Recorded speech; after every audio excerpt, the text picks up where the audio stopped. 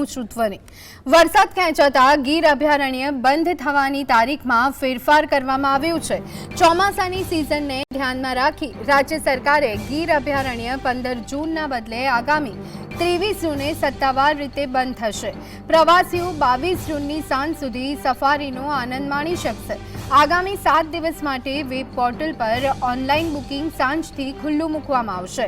તો આ વર્ષે ઓક્ટોબરથી જૂન સુધીની સિઝનમાં 2 લાખથી વધુ પ્રવાસીઓએ ગીર સફારીની મુલાકાત લીધી, જ્યારે દેવળિયા ઇન્ટરપ્રિટેશન ઝોનમાં 8 લાખથી વધુ પ્રવાસીઓ નોંધાયા છે।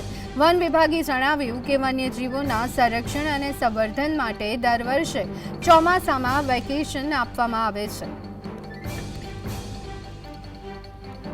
इस बार जो राज्य सरकार से आदेश हुआ है उसके अनुसार 23 तारीख से अभ्यारण्य को बंद किया जाएगा।